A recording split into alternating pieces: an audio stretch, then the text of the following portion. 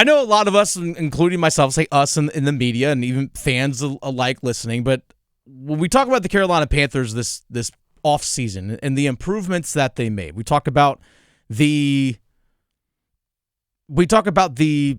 example, the additions that they made at wide receiver, drafting Tepper McMillan, drafting Jimmy Horn Jr., the signing Hunter Renfrow, adding Mitchell Evans as a 5th-round pick. And then we also look at all the additions that they made on defense. And then we look at the roster now compared to last year, and we say, overall, this is an improved roster, but there still is a long way to go. Now, what this roster, in terms of what they are this season, may not be what a lot of these young players are projected to be probably in 2-3 years from now. Because, again, a lot of these guys that are brought in this season are relatively young players that still have growth potential, especially, obviously, the guys that they drafted last year and this year. You expect Xavier Legette to be better. You expect Tepper McMillan not only to be hopefully good, if not great this year, but continue to ascend as a player who's still really, really young. Same thing with their quarterback, Bryce Young. But one of the additions that they made this offseason that I feel like we've neglected to talk about a little bit is the addition of Rico Dowdle at running back. Because we all know what Chuba Hubbard can do. We saw him last year in 15 games put up nearly 1,200 yards. And he had a little bit of a quad injury last year, which I think he probably, if the team was in contention for a playoff spot, probably could have pushed through. But you know what? Let's be smart with it. There's 2 games left. You're out of it. Don't want anything long-term, especially since they signed into a contract extension during the season last year. So ESPN put out a list today. They ranked all the positional groups across the NFL. Now, again, these are positional group rankings, not individual players, but position groups when you look at the whole. So, for example, you look at offensive line as a whole, not just the starters, but what about depth as well? Same thing with quarterback, receiver, tight end. They did running backs, they did safeties, corners, off-ball linebacker, edge rushers, interior defensive line. All right, so and then specialists. So 10 position groups as a whole. And there was one that particularly stuck out to me. Now, some of these I feel like are justified. Like they had the Panthers wide receiver core 23rd in the NFL, which in my eyes makes a ton of sense because you have a ton of just unproven players at wide receiver outside of Adam Thielen. Hunter Renfrow, 2021, we saw what he can do. But that was 2021. We don't know what he can really be yet in terms of coming back from the ulcerative colitis and all those kinds of things. Xavier Legette, ton to prove. McMillan's a rookie. Horn's a rookie. Coker's second-year player. A lot of, again, just simply unknowns. So to me, that makes sense. But I got to the running backs, which, again, Chuba Hubbard was 8th in the NFL last year with just under 1,200 yards rushing. And they also added Rico Dowdle, who had over 1,000 yards rushing last year and was 12th in the NFL with 1,079 yards. So in this backfield for the Carolina Panthers, just looking at rushing numbers, the 8th highest rusher from last year and the 12th highest rusher from last year. And they drafted ETN out of Georgia to be like the third running back on the team, but nonetheless. ESPN ranked their running back room as 28th in the NFL. 28th! I'll say it one more time for the people in the back. They ranked the running back room 28th in the NFL. Exactly. I'm sorry, what are y'all looking at? What are y'all looking at? Now, I'll throw this out there. I will say this. In terms of pass catching and that dynamic among the running backs, isn't the most explosive. Chuba Hubbard, not the biggest contributor in the passing game. Rico Dowdle, I think, can maybe add a little bit to that. But, again, we're not talking about some of the top-end tier guys that we see like a Jahmyr Gibbs can do, which, by the way, Detroit with Jahmyr Gibbs and David Montgomery rated number 1. That makes perfect sense. Atlanta was ranked number 2 with Bijan Robinson. Make sure I say the name correctly. And Tyler Algier, who both have the ability to both be effective in the run and passing games. Philadelphia, you got Saquon Barkley, Christian McCaffrey in San Francisco, along with other guys that they can plug into their system. Philly was 4, San Francisco's 5. But then I look ahead, and okay, Derrick Henry in Baltimore, they're 5th in the NFL. But again, running back position group as a whole, 28th in the NFL were the Carolina Panthers. You know who's ranked ahead of them at 25th? The New York Giants. Now, they drafted Cam Scadaboo. I remember correctly, it was day 2 of the draft out of Arizona State. Fun pick.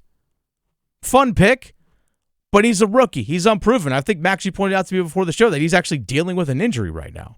So completely unknown. You know who the leading rusher is currently on their roster? Devin Singletary. You know where Devin Singletary finished in rushing in the NFL last year? 50th. 50th in the league. He had 437 yards rushing last season. That leads their running back room. That's less than half of what Rico Dowdle did. That's basically a third of what Chuba Hubbard did. But that running back room is ranked higher. Kick rocks. For real. I don't even know if that's the craziest one. I mean, there are a lot of crazy inclusions ahead of the Panthers on this list. Oh, for sure. I mean, for example, we'll go into the New England Patriots, 19th among running backs. Ramondre Stevenson, not a bad running back at all. He was 26th in the NFL in rushing last season. He had 801 yards. 801. That's 2/3 of what Chuba did. This is something that I have to keep in mind, is that it's just kind of easy to write the Panthers off, and understandably so. I mean, look at the last 7 seasons for this team and all the turnover that they've had with coaches, quarterbacks, front office, you name it. Been a ton of turmoil. But you can't downplay the one thing that they truly were able to do last season on a consistent basis, which was run the football. And not only do you have your leading rusher come back from last year, you added another 1,000-yard rusher to the mix.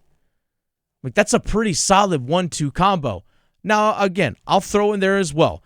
Are they the most elite when it comes to in the passing game? No, they're not. They're not Christian McCaffrey. They're not Saquon. They're not a Bijan Robinson. And that's fair. And that's the reason why Jahmyr Gibbs, that's the reason why those guys in their running back rooms are ranked top 5, top 6 in the league, according to this ESPN ranking. It's very interesting. I'd like to know the methodology behind the rankings. It's clear for a bunch of these teams, they're very high on whatever rookies they brought in. Like, for example, the Raiders are ranked 11th. Like, I know Ashton Genty had a really dominant final year of college. It was just him and Raheem Mostert, who I think is like a few years on the wrong side of 30 at this point. And Ashton Genty, so far through, granted, it was a preseason game, pretty sure he has -1 career NFL rushing yards. So to rank that 11th versus the Panthers, who again have 2,000-yard rushers at 28, to me does not make any sense at all. None whatsoever. As much as we've talked about the wide receiver group for this Panthers team, we're going to dive more into it here in a little while. And obviously, there's quarterback rankings as well. And there's a couple things that actually, not just this ESPN ranking, which I'm going to kind of give a little bogus to, but there's actually some other polls out there that involve NFL coaches and NFL executives about how they feel about Bryce Young. We'll actually dive into that at Football at 4. But when you have a team where its run offensive line was ranked 10th in the NFL in terms of run block win rate, 10th.